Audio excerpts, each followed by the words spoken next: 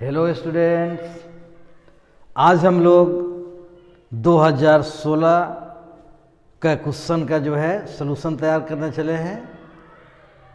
ये जो है इंटरमीडिएट एग्जामिनेशन बोर्ड के द्वारा जो है 2016 में पूछा गया सवाल है। चलिए, ये सवाल जो है ऐसा है, कह रहा है कि central cell of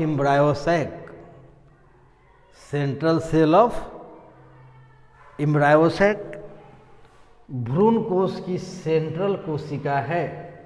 central cell of embryo sac, तो एम्ब्रायोसैक का जो है हम लोग डायग्राम देखे हैं, तो एम्ब्रायोसैक के बीच में जो है ये सेकेंडरी न्यूक्लियस होता है ना, उसके ऊपर जो है एंटीपोडल सेल्स,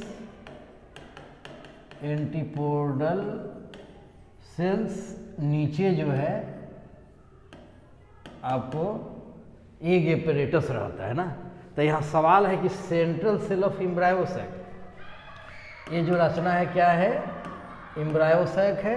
तो एम्ब्रायोसैक के बीच में माने सेंट्रल सेल कौन हो जाएगा, सेकेंडरी न्यूक्लियस, द्वितीयक केंद्रक।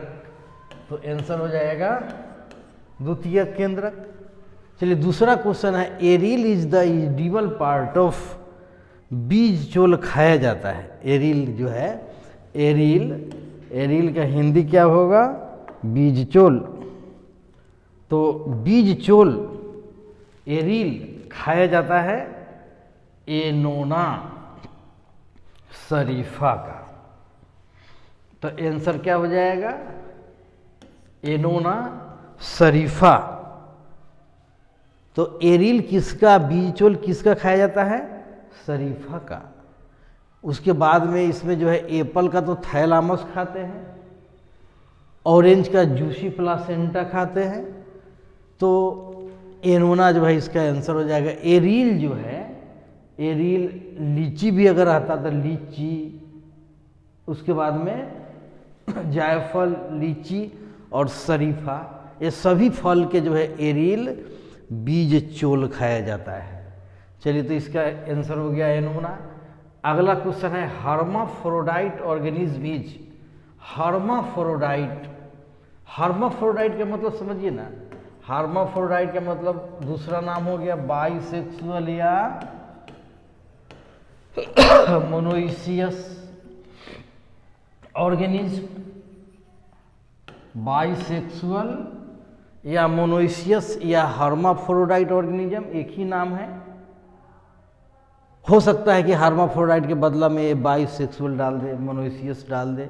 इस बाइसेक्सुअल, मोनोइसियस, हर्माफ्रोडाइट का मतलब क्या होता है कि जिसमें फीमेल तथा मेल जो है दोनों एक ही शरीर पर पाया जाता हो। मेल और फीमेल जब एक ही शरीर पर पाया जाएगा तो उसको हर्माफ्रोडाइट, बाइसेक्सुअल या मोनोइसियस ऑर्गेनिज्म कहते हैं। तो क्या हेन मुर्गी होगा, नहीं, मुर्गा मुर्गी, माने इसमें अलग अलग शरीर पर होता है। स्नेक, सांप में भी क्या होता है, मेल और फीमेल अलग अलग होता है। तब ना नाग और नागिन हम लोग शब्द यूज करते हैं। तो यहाँ जो है अर्थवर्म, केंचुआ जो है, इसका आंसर हो जाएगा। केंचुआ में जो है मेल और फीमेल भाग एक ही जगह, एक ही शरीर पर होता है, इसलिए केंचुआ क्या हो जाएगा, हर्माफ्रोडाइट एनिमल हो जाएगा। इसके बाद जो है अगला क्वेश्चन है चौथा नंबर का, कि which one is diploid structure, कौन सा जो है डिप्लॉयड स्ट्रक्चर है। Which one is diploid structure, diploid structure इसमें कौन है, इसका जो है द्विगुणित संरचना कौन है। तो डिप्लॉयड स्ट्रक्चर द्विगुणित रचना आपको कौन है, जाइगोट जो है, युग्मनज जो है क्या है, डिप्लॉयड स्ट्रक्चर है। कारण कि ये ओवम जो होता है, अंडाणु, ये तो गैमिट होता है। और हम लोग जानते हैं कि गैमिट हमेशा क्या होता है, हेप्लोइड होता है, अर्धगुणित होता है। तो अंडाणु चूंकि गैमीट है, फीमेल गैमीट है, इसलिए क्या होगा, हेप्लोइड होगा। स्पर्म भी तो गैमीट है, मेल गैमीट है, शुक्राणु, इसलिए हेप्लोइड होगा। अंडाणु और शुक्राणु मतलब स्पर्म और ओवम के मिलने से तो ही जाइगोट बनता है। तो एन और एन क्या हो जाएगा, 2n हो जाएगा, माने डिप्लॉयड हो जाएगा। इसलिए कौन सा रचना डिप्लॉयड है, युग्मनज जाइगोट। चलिए आगे सवाल है कि human blood group O has, मानव रुधिर ओ वर्ग में, तो ओ जो ब्लड ग्रुप होता है, ओ ब्लड ग्रुप, उसमें क्या होता है कि एंटीजन, मान लीजिए कि हम ब्लड ग्रुप ए वाला का फिल्म तैयार किए हैं, तो उसमें जो है आरबीसी के सरफेस पर कोई भी एंटीजन नहीं होगा और उसमें दोनों एंटीबॉडी होगा। तो एंटीबॉडी तो पाया जाएगा, एंटीबॉडी प्रेजेंट होगा, लेकिन एंटीजेंस क्या होगा, एब्सेंट होगा। इसी को हम लोग क्या कहते हैं, ब्लड ग्रुप ओ। जिस व्यक्ति का ब्लड ग्रुप ओ होता है, अगर उसका हम फिल्म तैयार करते हैं और उसका माइक्रोस्कोपिक स्टडी करते हैं, तो उसमें एंटीजन नहीं पाया जाता है, केवल क्या पाया जाता है, एंटीबॉडी पाया जाता है, दोनों एंटीबॉडी पाया जाता है। तो यहाँ एक्यूरेट आंसर हो जाएगा कि एंटीजन क्या होता है, एब्सेंट होता है, एंटीजन अनुपस्थित रहता है। चलिए क्लोरेला, क्लोरेला जो है एक प्रकार का एल्गी है, शैवाल है, एल्गी है, शैवाल है। तो इस तरह का जो है देखिए हम लोग अगला सवाल देखते हैं। क्राइजिन prevents which crop from bollworm, थोड़ा सा देखिएगा सवाल। क्राइजिन बॉल कृमि से किस फसल को बचाता है, क्राइजिन prevents which crop from bollworm, bollworm एक जो है कृमि है जो कपास, कॉटन के पौधा को क्या करता है, क्षतिग्रस्त करता है। तो वही क्राइजिन जो है हम लोग डाल के जो है उसको क्या करते हैं, खत्म करते हैं। चलिए, तो अम्लीय वर्षा के कारक हैं, ये जो है factor for acidic rain, factor for acidic rain. हम लोग को पता है कि अम्लीय वर्षा के लिए नाइट्रोजन और सल्फर के ऑक्साइड रिस्पॉन्सिबल होते हैं। तो क्या हो जाएगा यहाँ पर, यही ना हो गया, नाइट्रोजन और सल्फर का कौन है, NO2 और SO2।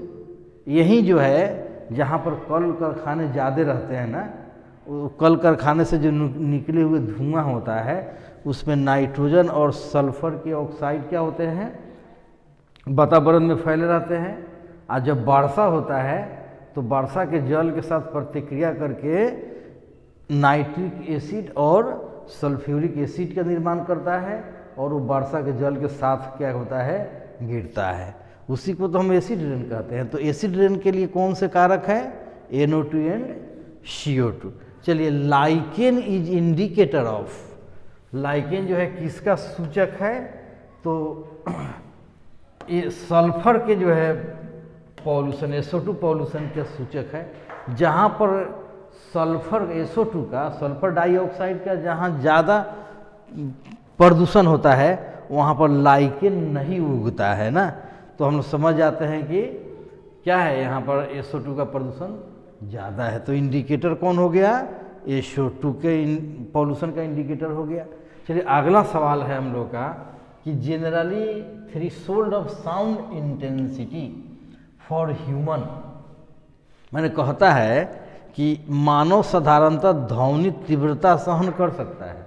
तो 20 से 30 डेसिबल साउंड को जो है मनुष्य क्या कर सकता है, उसकी उतना तीव्रता को मनुष्य सह सकता है, एक मानक है, इसको याद रखना है। चलिए, hydrophilic pollination occurs in, hydrophilic pollination का मतलब हो गया जल परागन, जल परागन किस में होता है? तो जल परागन हाइड्रीला में होता है, हाइड्रीला पौधा में जो है जल परागन होता है। आइकॉर्निया ये जलकुंभी और लोटस, लोटस ये दोनों जल में पाए जाते हैं, लेकिन इनमें जल परागन की क्रिया नहीं होती है। ये भी पूछा जाता है कि कौन सा पौधा है कि जल में रहता है फिर भी उसमें जल के द्वारा परागन नहीं होता है, तो यही दोनों का नाम आता है जलकुंभी और कमल। तो यहाँ पर आंसर हो जाएगा जल परागन वाले पौधे का नाम हाइड्रीला हो जाएगा। चलिए trisomy causes retardation in child. Trisomy के कारण बच्चों में मंद बुद्धि हो जाते हैं ना। ट्राइजोमी का मतलब होता है 2n+1, माने डिप्लॉयड नंबर ऑफ क्रोमोजोम में ये क्रोमोजोम बढ़ जाता है, उसी को ट्राइजोमी कहते हैं। तो ट्राइजोमी में बच्चों के मंद बुद्धि जो है हो जाते हैं, उसको क्या कहते हैं? तो डाउन सिंड्रोम। क्या कहलाएगा? डाउन सिंड्रोम ट्राइजोमी का केस है। इसमें क्या हो जाता है डाउन सिंड्रोम में कि 21वां नंबर का क्रोमोजोम का क्या हो जाता है? ट्राइजोमी हो जाता है ना। ट्राइजोमी ऑफ 21th क्रोमोजोम, तो उसे डाउन सिंड्रोम होता है। चलिए अगला सवाल हम लोग का है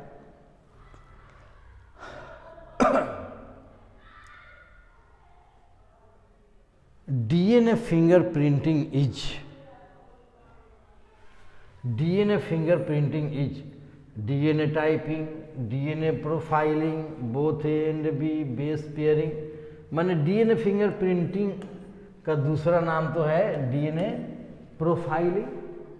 हाँ, और ये जो है डीएनए, इसमें डीएनए टाइपिंग जो है किया जाता है और डीएनए के बेस सीक्वेंस को पता करके हम लोग किसी खास व्यक्ति का जो है क्या करते हैं? आइडेंटिफिकेशन करते हैं। अगर हम साधारण समझने के लिए इसको करें तो डीएनए फिंगरप्रिंटिंग को ही हम लोग डीएनए टाइपिंग भी कह सकते हैं, डीएनए प्रोफाइलिंग भी कह सकते हैं। इसीलिए मेरा एक्यूरेट आंसर क्या होगा? इसी का हिंदी ऊपर लिखे हुआ है, मैंने ए और बी दोनों होगा, डीएनए टाइपिंग और डीएनए प्रोफाइलिंग दोनों होगा डीएनए फिंगरप्रिंटिंग का मतलब। चलिए अगला है कि purine base of DNA molecule has.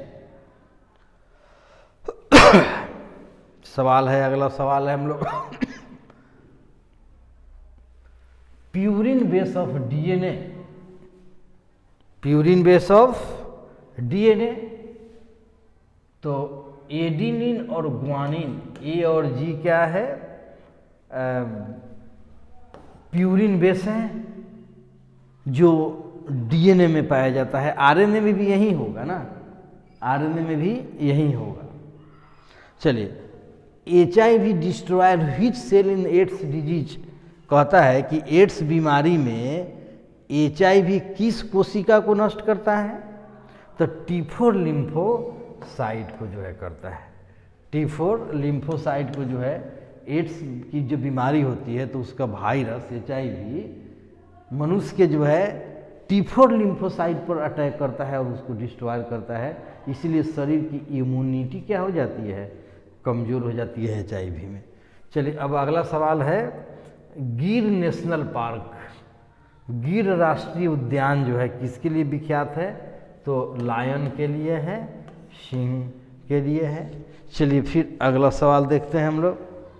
Which type of bonding is present between nitrogenous base of nucleic acid, माने न्यूक्लिक एसिड में जो नाइट्रोजिनस बेस होता है तो नाइट्रोजिनस बेस के बीच कौन से बॉन्ड होते हैं? तो नाइट्रोजिनस बेस ए होंगे, तो ए के साथ कौन जुड़ता है? टी जुड़ता है, ये बेस पेयरिंग हो गया न्यूक्लिक एसिड का। जी सी के साथ जुड़ता है, तो ये दोनों के बीच में कौन से बंधन होते हैं?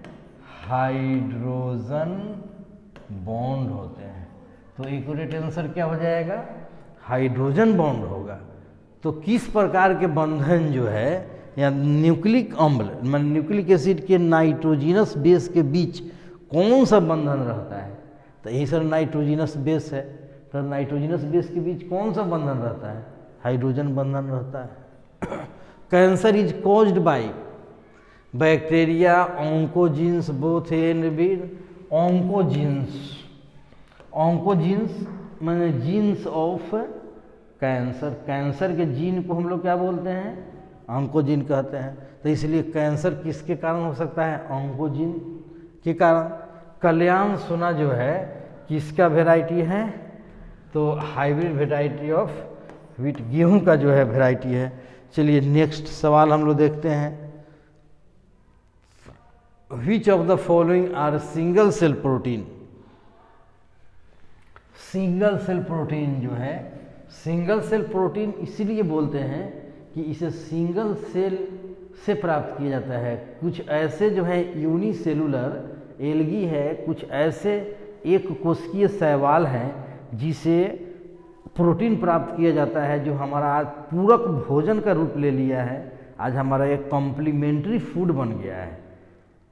और इसकी थोड़ी मात्रा भी जो है काफ़ी होता है। ये ज़्यादा प्रोटीन और प्रोटीन से ज़्यादा क्या होता है? स्टैंडर्ड होता है। इसकी थोड़ी मात्रा ही जो है ज़्यादा एनर्जी देने के लिए जो है उत्तरदायी होता है। और जो भी अंतरिक्ष यात्री होते हैं, एस्ट्रोनॉमर्स जो होते हैं, वो क्या करते हैं? इसी प्रोटीन का जो है यूज करते हैं, सिंगल सेल प्रोटीन का यूज करते हैं।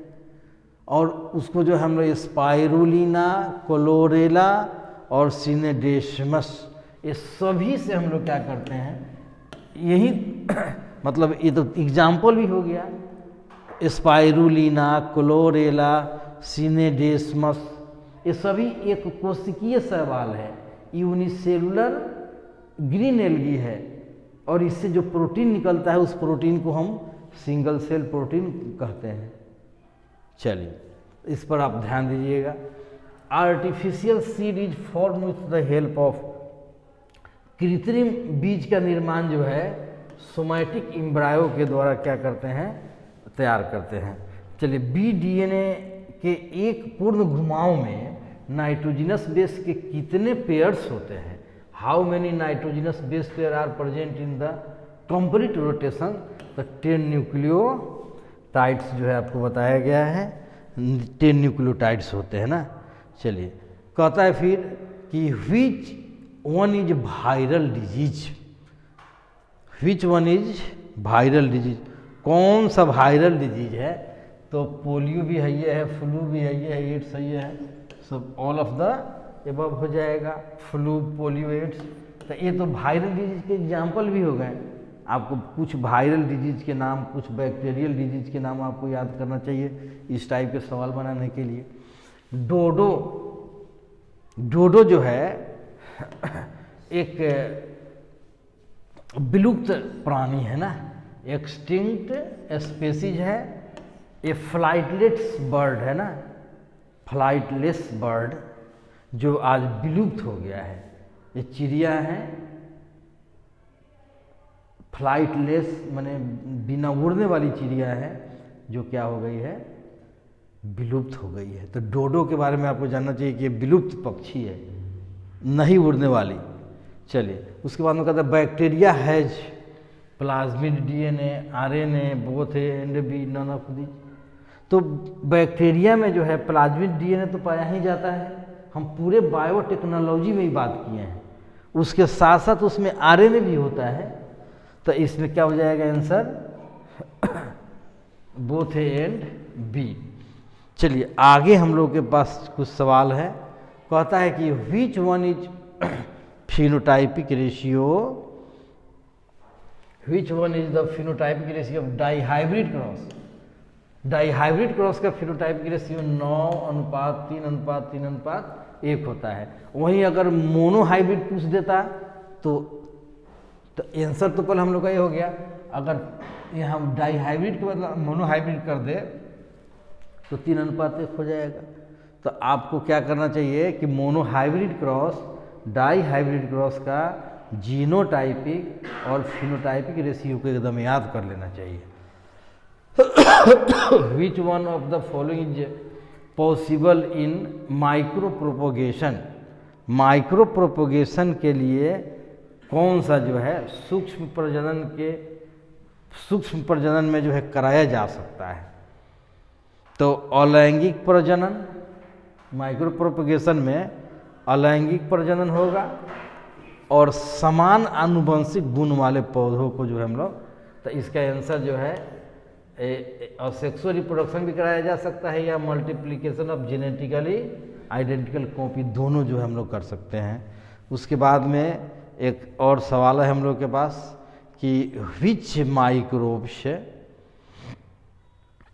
Microbe is useful in the formation of curd from milk, माने दूध से दही बनाने में किस जीवाणु का उपयोग होता है, तो सबको पता है लैक्टोबैसिलस होता है। तो इतने सवाल जो है पूछे गए थे और बहुत अच्छे सवाल हैं, हल्का भी है। एक बार इसको अगर देख लिया जाए तो इसे मतलब ये सवाल भी बन जाता है और कई कॉन्सेप्ट भी क्या हो जाते हैं, पूरा हो जाते हैं। चलिए तो फिर हम लोग अगले वीडियो में मिलते हैं। बस।